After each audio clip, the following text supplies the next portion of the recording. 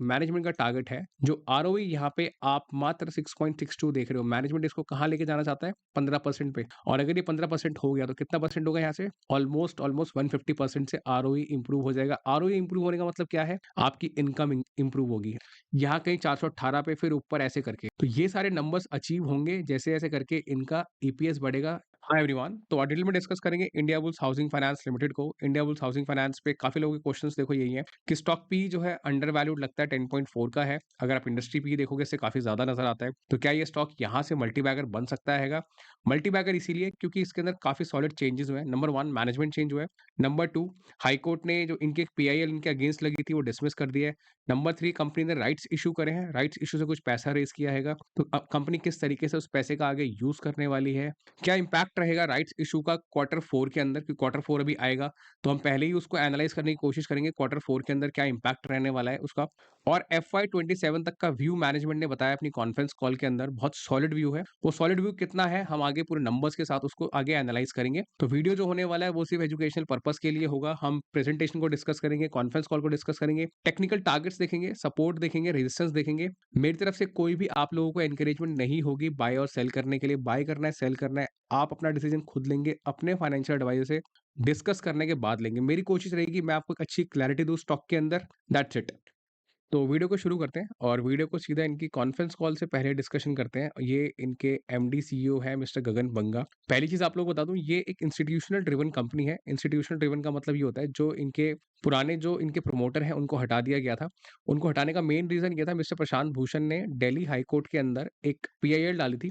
और उस पीआईएल को डालने का, पब्लिक इंटरेस्ट लिटिगेशन को डालने का मेन रीजन उन्होंने ये दिया था कि जो इनके पहले के प्रमोटर हैं वो अपने फंड्स को साइफन कर रहे हैं। साइफनिंग ऑफ फंड्स मतलब पैसा यहाँ वहाँ कर रहे हैं, मिसयूज ऑफ मनी कर रहे हैं, क्योंकि इन्वेस्टर्स का पैसा है इसके अंदर, तो उसका मिसयूज हो रहा है। तो इन्होंने वो इसलिए पीएल डाला था। उसकी वजह से इंडिया बुल्स की जो रेपुटेशन है बहुत ज्यादा लॉस में आ गई थी। बहुत प्रॉब्लम हुई थी इस कंपनी को उस टाइम पर, पिछले 5 साल के अंदर। लेकिन अब दिल्ली हाई कोर्ट ने उसको डिसमिस कर दिया है। नेट नेट समझने की चीज ये है, उसको डिसमिस करने से इंडिया बुल्स के फेवर में आ गया है केस। और उसी के बेसिस पे कंपनी ने क्या किया है, अब अपने आप को रीब्रांड कर लिया है, अपने फॉर्मली अपने नाम को चेंज कर लिया है। अब जो बिजनेस ये करेंगे वो सम्मान कैपिटल के नाम से करेंगे, ना कि इंडिया बुल्स के नाम से करेंगे। तो इससे मुझे लगता है इनको आगे जाके बहुत एक अच्छा बेनिफिट मिलने वाला है। और बेनिफिट कैसे होगा, देखो सिंपल तरीके से, जिन कंपनीज के जो कस्टमर्स होते हैं जो इंडिया बुल्स के नाम से इसको पहचानते हैं, जो पुराने लोग हैं जो इंडिया बुल्स से जिन्होंने कभी लोन लिया होगा, जो पहले कभी कस्टमर्स रहे होंगे, तो माउथ पब्लिसिटी काफी बड़ी चीज होती है। आज की डेट में अगर कोई बोले इंडिया बुल्स से लोन ले रहे हैं या इंडिया बुल्स के साथ डील कर रहे हैं, तो डेफिनेटली कोई ना कोई उनको बोलेगा कि नहीं यार वहां तो साइफनिंग ऑफ फंड्स हुई थी, या उनकी नेगेटिव एक इमेज है। लेकिन सम्मान कैपिटल कोई नहीं जानता। सम्मान कैपिटल मार्केट में नए तरीके से आएगा। वेबसाइट ऑफ कोर्स पूरी सम्मान कैपिटल से बन जाएगी इनकी। पोस्टर्स वोस्टर्स जो ये लगाएंगे, अपने आप को जो एडवर्टीजमेंट करेंगे, सब सम्मान कैपिटल से करेंगे। तो इसका बहुत एक सॉलिड इंपैक्ट इनको बेनिफिट मिलेगा, पॉजिटिव मिलेगा आने वाले दिनों के अंदर। दूसरा बड़ा अपडेट जो यहाँ पर रहेगा वो ये है, कंपनी ने 3700 करोड़ रेस किए हैंगे। किस तरीके से? राइट्स इशू से। राइट्स इशू का मतलब ये होता है जो एग्जिस्टिंग शेयर होल्डर है जिसके पास में शेयर्स हैंगे, उसको 2 शेयर के बदले 1 शेयर और वो खरीद सकता है, उसकी मर्जी है। और वो 150 के भाव पे था। तो ऑफ कोर्स उसमें काफी अच्छा रिस्पांस आया, मार्केट ने बहुत ज्यादा सब्सक्रिप्शन किया उसके अंदर। कंपनी ने 3700 करोड़ रुपीस रेस कर दिए। और ये 3700 करोड़ का यूज कैसे करेंगे? ये इसका यूज करेंगे अपनी डेट को नॉर्मलाइज एंड रैशनलाइज करने के लिए। इसको सिंपल भाषा में अगर मैं आपको समझाऊं, ये एक एनबीएफसी है। एनबीएफसी क्या करती है? एनबीएफसी मार्केट से पैसा लेती है लोन पे और आगे लोन पे देती है। तो किसी बड़े इंस्टीट्यूशन अगर ये लोन ले रहे होंगे तो लोन पे कुछ ब्याज इनको देना पड़ता होगा। लेकिन जो इन्वेस्टर्स का पैसा हैगा 3700 करोड़, इस पे तो कोई ब्याज देने की जरूरत ही नहीं है, ये तो इन्वेस्टर का पैसा हैगा। तो इसका यूज कैसे करेंगे? आगे लोन देंगे इसको भी। तो नेट नेट जो कॉस्ट ऑफ बोरोइंग है, जो ब्याज ये थर्ड पार्टी को देते हैंगे, ठीक है, जिससे लोन उठाते हैं, वो डेफिनेटली एवरेज डाउन हो जाएगी, क्योंकि हमारे जो इन्वेस्टर्स का पैसा है वो तो फ्री ऑफ कॉस्ट है। तो जब उसको एवरेज आउट करोगे तो वो नीचे आ जाएगा। मतलब क्या चीज नीचे आएगी? इनकी कॉस्ट ऑफ बोरोइंग जो है वो नीचे आ जाएगी, प्लस इनके नेट इंटरेस्ट मार्जिन इंप्रूव हो जाएंगे। नेट इंटरेस्ट मार्जिन क्यों इंप्रूव होगा? क्योंकि लोन लेने वाली दर और लोन देने वाली दर, जिससे आपने लोन लिया उसकी कॉस्ट और जिसको आपने लोन दिया, ठीक है, उसकी कॉस्ट, दोनों के बीच का डिफरेंस जो है थोड़ा बढ़ जाएगा। आपके मार्जिन जो है इंप्रूव हो जाएंगे। तो ये एक पॉजिटिव चीज है और कंपनी काफी स्मार्टली इस पैसे का यूज करने वाली है। आप बताऊंगा आगे, मैं आपको इन्होंने बता रखा है। बाकी यहाँ पे देखो इन्होंने एक वर्ड यूज किया है, asset light model. Asset light model का मतलब ये होता है कि अब इंडिया बुल्स जो है अपनी एप्लीकेशन पे काम करेगा, अपनी वेबसाइट्स के जरिए लोन देगा ज्यादा करके। नो डाउट इनकी ब्रांचेस बहुत ज्यादा है ऑल ओवर इंडिया के अंदर, वो तो डेफिनेटली चलती रहेंगी। साथ साथ में अब ये फिक्स एसेट पे ज्यादा खर्चा नहीं करेंगे, सारा फोकस टेक्नोलॉजी के ऊपर रहेगा। काफ़ी नए एम्प्लॉइज़ वगैरह भी इन्होंने हायर किए हैं। नेट-नेट एसेट लाइट मॉडल से इनको बहुत बेनिफिट होने वाला है। कस्टमर को भी बेनिफिट होगा, कस्टमर को लोन जल्दी मिलेगा, अंडरराइटिंग थोड़ी स्पीड अप हो जाएगी। ठीक है? नेट इंटरेस्ट मार्जिन स्टेबल है 4.9% पे, which is very good. ROA 1.6% है, 1.5% से बढ़ के 1.6 पे आ गया है, which is also very good. वो चीज़ आप यहाँ पे देख सकते हो। रिटर्न ऑन एसेट्स इनका देख रहे हो 1.4 से बढ़ के 1.6% पे आ गया है। नेट इंटरेस्ट मार्जिन 3.7% यहाँ दिख रहा है, लेकिन ये और इंप्रूव हो गया है, क्योंकि ये जो प्रेजेंटेशन है ये हाफ ईयर की है। लेटेस्ट प्रेजेंटेशन यहाँ पे अपडेटेड नहीं है, तो इसीलिए मैं आपको इसी में दिखा रहा हूँ ये चीज़। स्प्रेड कंपनी का इंप्रूव हो गया है, और यहाँ पे आप देख रहे हो, यहाँ पे decline year on year and net debt to equity extremely low at 1.5x। Company का जो लोन है वो 1.5x पर हैगा डेट टू इक्विटी का। इसका मतलब ये है कि जो बोरिंग्स है मार्केट की वो 48 है, और रिजर्व्स जो है वो यहाँ पर आप देख रहे हो 18,000 करोड़ के हैं, प्लस 3700 करोड़ जो इन्होंने मार्केट से उठाया वो भी हमें यहाँ ऐड करना पड़ेगा। नेट नेट 1.5 की जो इनकी डेट टू इक्विटी रेशियो है वो बहुत ही कम है किसी भी एनबीएफसी के एंगल से। एनबीएफसी यूजुअली आप कोई अगर और देखोगे ओपन करके, तो वहाँ पे 5x 8x तक का लेवरेज आपको दिखेगा, ठीक है? और 8x का लेवरेज होने का मतलब ये है कि अभी इंडिया बुल्स के पास में एक बहुत ही सॉलिड स्कोप है आगे अपने आप को ग्रो करने का, क्योंकि इनका काम है ब्याज पे पैसा लो और आगे ब्याज पे पैसा दो। तो अभी इन्होंने ब्याज पे जो पैसा ले रखा है, डेट जो ले रखी है, वो सिर्फ 1.5x है। ये अगर आगे इसको 2.5x भी कर देंगे ना, मतलब वन टाइम से, तो डेफिनेटली ये बहुत सॉलिड एक अपटिक होगा, इनकी बुक्स इंप्रूव होगी, इनकी लोन बुक जो है वो बढ़ेगी वहां से। एक और बड़ा इंपॉर्टेंट पॉइंट यहाँ पे क्या हैगा, by fiscal 27 we should be back to being 15% ROE. मतलब आने वाला 3 साल, FY24 खत्म हो जाएगा मार्च में, लेकिन FY25, 26 और 27 तक मैनेजमेंट का टारगेट है जो आरओई यहाँ पे आप मात्र 6.62 देख रहे हो। मैनेजमेंट इसको कहाँ लेके जाना चाहता है? 15% पे। और अगर ये 15% हो गया तो कितना परसेंट होगा यहाँ से? ऑलमोस्ट ऑलमोस्ट 150% से आरओई इंप्रूव हो जाएगा। आरओई इंप्रूव होने का मतलब क्या है? आपकी इनकम इंप्रूव होगी, और ये इसको पुशअप करना चाहते हैं, मतलब कि FY27 तो ये बोल रहे हैं, इनका कोशिश रहेगी कि FY26 में ही इसको डबल कर दे यहाँ पे, विच इज़ वेरी गुड। अगर इस तरीके का मोटिवेशन है, इस तरीके का पैशन है मैनेजमेंट के पास में, तो अगर आप इसकी कॉन्फ्रेंस कॉल को सुनोगे ना कान में हेडफोन लगा करके, तो आपको समझ आएगा कि डेफिनेटली जो वो कह रहे हैं वो उसको अचीव करने की पूरी कोशिश करेंगे। क्योंकि कॉन्फ्रेंस कॉल पढ़ने में और सुनने में दोनों में काफ़ी फ़र्क रहता है, इसीलिए मैं पढ़ता भी हूँ और सुनता भी हूँ, ताकि एक कन्विक्शन पता लगती है कि जो ये कह रहे हैं, क्या वो वॉक द टॉक कर पाएगा? Are they sincerely mean it what they are saying? तो सुनने से आपको पता लगता है। तो आप कभी भी कॉन्फ्रेंस कॉल पे अगर फोकस करो, तो कॉन्फ्रेंस कॉल को सुनना भी आपको आइडिया हो जाएगा उससे एक। बाकी आगे जो अपडेट्स हैं, जैसे कि फॉर एग्जांपल 3700 करोड़ का यूज़ कंपनी कैसे करेगी, मैंने आपको बता दिया। इनकी इक्रा की जो और क्रिसिल की जो रेटिंग है वो डबल ए हो गई है, मतलब कि इंप्रूव होती जा रही है, विच इज़ वेरी गुड। और यहाँ पे देखो मैनेजमेंट अश्योरिटी दे रहा है कि अब कंपनी जो है सही ट्रैक पे चल रही है, और आने वाले सालों के अंदर ये 15 से 16% की ग्रोथ करेंगे, कंपाउंडिंग करेंगे। Rest of the life of किसकी लाइफ, मतलब जो इनके गगन बंगा है, ये जो एमडी सीईओ है, इन्होंने ये लाइन बोली है। तो इनकी क्लियरली कोशिश है आगे कि 15-16% पे ये आगे ग्रो करे। ठीक है, एक और इंपॉर्टेंट चीज़ जो मिस हो गई वो ये है कि ये निम्बल फुटेड रहेंगे, ज़्यादा लोन वोन नहीं लेंगे, ठीक है? अपने डिसबर्सल्स को आगे डबल कर देंगे। डिसबर्सल्स मतलब जो ये लोन अभी करंट पेस पर दे रहे हैं, उसको आगे ये लोग डबल कर देंगे। अगर लोन डिसबर्समेंट डबल होगी, तो डेफिनिटली आपकी इनकम भी डबल होगी। जितना ज़्यादा लोन आप मार्केट में दोगे, उतना ज़्यादा इंटरेस्ट इनकम आप मार्केट से कमाओगे, ठीक है? लेकिन कंपनी की पूरी कोशिश रहेगी कि ये आराम से चलें, ज़्यादा हबड़-तबड़ ना करें, ज़्यादा गलत लोन्स ना दें, अच्छी अंडरराइटिंग करें, सही लोगों को लोन दें, और ज़्यादा लेवरेज भी ना लें, ठीक है? खुद को ओवर लेवरेज नहीं करेंगे, ये 2.5x तक का लेवरेज करेंगे, यहाँ इन्होंने कहीं बता रखा है। ये सारे इंपॉर्टेंट पॉइंट्स थे, बाकी ये नंबर्स हमने डिस्कस कर लिए। कैपिटल एडिक्वेसी रेशियो इंप्रूव हो रहा है, which is very good. ROA हमने देख लिया इंप्रूव होता हुआ दिख रहा है। निम 4.9 यहाँ पे मैनेजमेंट का कहना है हो गया आएगा। तो सारी चीज़ें यहाँ पे हमें इंप्रूव होती हुई नज़र आ रही हैं। बात करते हैं इनके फाइनेंशियल्स की। फाइनेंशियल्स में कुछ इम्पैक्ट आपको देखने को मिलेगा आगे आने वाले दिनों के अंदर। वो पहला इम्पैक्ट क्या है? पहला इम्पैक्ट होगा जब आप राइट्स इश्यू करते हो, तो राइट्स इश्यू का डायरेक्ट इम्पैक्ट आता है सीधा आपके ईपीएस पे। क्यों? क्योंकि ईपीएस होता है अर्निंग पर शेयर। अर्निंग्स जितनी आप कर रहे हो, जो कि यहाँ पे आपको दिख रही है 303 करोड़, फॉर एग्जांपल ले लेते हैं कि ये दिसंबर वाली अर्निंग्स मार्च में भी सेम आती है।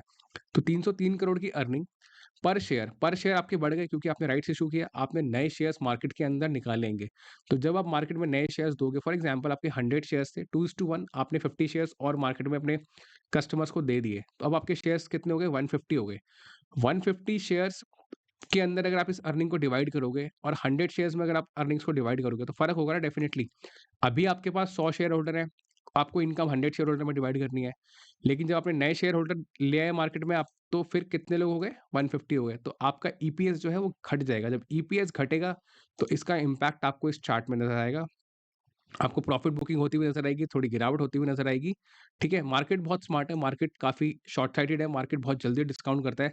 पॉसिबली हो सकता है आगे क्वार्टर 4 के रिजल्ट के बाद जब ईपीएस घटेगा, देखो ईपीएस तो घटेगा, ये तो पक्का है, ठीक है? क्योंकि जब ऑफ कोर्स जो प्रॉफिट आएगा, उस पे नए शेयर होल्डर्स को भी हिस्सा मिलेगा, क्योंकि आपने नई इक्विटी आपने मार्केट में दिएगी। बट नेट-नेट हो सकता है कि स्टॉक आपको गिरता हुआ नज़र ना आए, उसका रीज़न ये है कि इनकी जो प्राइस टू बुक वैल्यू है ना, ये बुक वैल्यू 249 की है। स्कीनर डॉट इन के ऊपर, ठीक है? और प्राइस कितना है 192 का।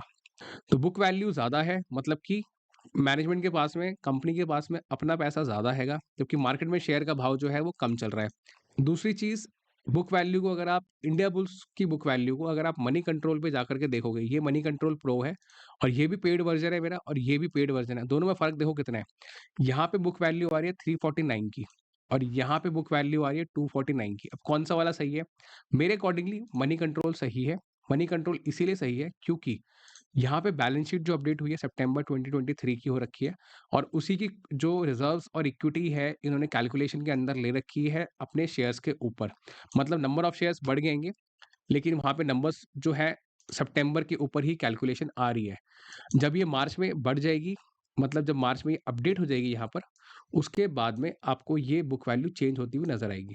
नेट-नेट कहने का मतलब ये है, अगर आप कभी भी कोई एनालिसिस कर रहे हो, तो क्रॉस वेरीफाई कर लो किसी और साइट पे जाकर के, ठीक है? आपके पास पेड वर्ज़न है तो वेरी गुड क्योंकि उसके अंदर आपको और क्लैरिटी मिलती है, जैसे कि यहाँ पे आप देख सकते हो, money control pro book value पर शेयर 349 कह रहा है और स्टॉक का भाव 192 है। तो क्लियरली आपको समझ आ रहा है स्टॉक अभी कहाँ पे दिख रहा है आपको? मार्केट के हिसाब से या बुक्स के हिसाब से अंडर वैल्यूड है अभी, ठीक है? इसका मतलब ये नहीं कि आप स्टॉक को कल खरीद लोगे, आपकी मर्ज़ी है खरीदना है खरीदो, नहीं खरीदना है मत खरीदो। मैं आपको सिर्फ नंबर्स दिखा रहा हूँ, यहाँ पे इसमें डिफरेंस है।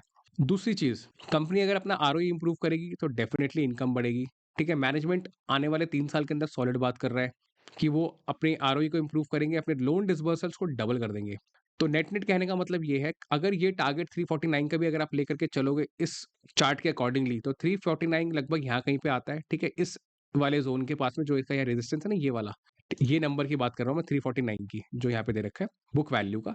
यहाँ कहीं पे इसका कहीं टारगेट आता है, तो किसी ने अगर स्टॉक खरीदा हुआ है लगभग कहीं पे 200 के भाव पे, यहाँ कहीं पे, तो कोई इतनी प्रॉब्लम वाली बात नहीं है। आपने लॉन्ग टर्म के व्यू के हिसाब से खरीदा है, इट्स वेरी गुड। जो भी स्टॉक को खरीद रहा है, आपको लॉन्ग टर्म के व्यू के हिसाब से खरीदना चाहिए। क्यों? क्योंकि इनके बुरे दिन अब जा चुके हैं, अच्छे दिन अब इनके आने वाले हैं।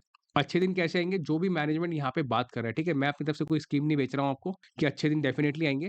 जो मैनेजमेंट यहाँ बातें कर रहा है, उसके अकॉर्डिंगली इनके अच्छे दिन आगे आने वाले हैं। तो नेट-नेट अगर आप इसको लॉन्ग टर्म का व्यू लेके चलते हो आने वाले सिर्फ 3 साल का, 10 साल छोड़ दो, आप सिर्फ 3 साल का व्यू अगर आप लेते हो ना स्टॉक के अंदर, तो मेरे अकॉर्डिंगली स्टॉक के अंदर अच्छे रिटर्न्स बनेंगे आगे जाकर के। नो डाउट स्टॉक ऊपर जाएगा, नीचे आएगा, ऊपर जाएगा, नीचे आएगा, वो चलता रहेगा। मार्केट में कोई भी स्टॉक ऐसे रॉकेट की तरह ऊपर नहीं जाएगा क्योंकि ये तो वैसे भी एक एनबीएफसी है, ठीक है? एनबीएफसी के अंदर मार्केट बहुत केयरफुली चलता है। क्यों? क्योंकि एनबीएफसी के अंदर इनके क्वार्टरली रिजल्ट्स बहुत इंपॉर्टेंट होते हैं। इनका जो एनपीए होता है वो किधर जा रहा है आपको ट्रैक करना पड़ता है क्योंकि एनपीए बढ़ेगा तो डेफिनिटली प्रॉफिट पे इम्पैक्ट आएगा। प्रॉफिट तो आप कमा लोगे, लेकिन आपको कहीं न कहीं नॉन परफॉर्मिंग एसेट्स को माइनस करना पड़ेगा, राइट ऑफ करना पड़ेगा, तो प्रॉफिट कम होता है, ईपीएस घटता है। तो इसीलिए मार्केट इसको क्वार्टरली ट्रैक करता है। स्टॉक बढ़ेगा, धीरे-धीरे करके बढ़ेगा, एकदम रॉकेट की तरह उड़ता हुआ आपको नज़र नहीं आएगा। जिसको खरीदना है बहुत पेशेंस के साथ खरीदे, लॉन्ग टर्म व्यू के साथ खरीदे। ऐसा नहीं समझे कि कल ही इसमें चमत्कार हो जाएगा, नहीं, कल चमत्कार नहीं होगा। धीरे-धीरे करके होगा, लॉन्ग टर्म के अंदर होगा, लेकिन हाँ, अच्छे दिन इनके आ सकते हैं आने वाले दिनों के अंदर। जिसने यहाँ कहीं नीचे खरीद लिया है, यहाँ पे कहीं पे, तो वो तो और भी अच्छी बात है, आपने सस्ते भाव में खरीदा है। आप नेक्स्ट 3 इयर्स का व्यू लेकर के चलो। जो खरीदना चाहता है, आपकी मर्ज़ी है, आप लॉन्ग टर्म होल्ड कर सकते हो, डेफ़िनिटली आप खरीद लो। मेरी तरफ से कोई एनकरेजमेंट नहीं है, खरीदो तो लॉन्ग टर्म के लिए खरीदना। बाकी टारगेट्स-वारगेट्स देखने का कोई फ़ायदा नहीं है, आप एक लॉन्ग टर्म इन्वेस्टर हो, जितना ज़्यादा पैसा बन जाए उतना अच्छा है, जितना ज़्यादा होल्ड करोगे उतना ज़्यादा पैसा आप बना पाओगे। मैं बोलूँ टारगेट यहाँ पे 270 का पहला बनेगा, डेफ़िनिटली 270 पहला टारगेट बनेगा, क्योंकि यहाँ पे रेजिस्टेंस है। प्राइस यहाँ टच करेगा, थोड़ा नीचे आएगा, फिर कहीं रेजिस्टेंस मिलेगा 324 पे, फिर कहीं ऊपर जाओगे, यहाँ कहीं 418 पे, फिर ऊपर ऐसे करके। तो ये सारे नंबर्स अचीव होंगे जैसे-जैसे करके इनका ईपीएस बढ़ेगा, इनकी नेट इंटरेस्ट मार्जिन्स बढ़ेंगे, इनके लोन डिसबर्सल्स बढ़ेंगे, इनके एनपीए कम होंगे। तो नेट-नेट देखो यही पूरा एनालिसिस है। आई होप आपको थोड़ी बहुत चीज़ें इसके अंदर क्लैरिफाई हो गई होंगी।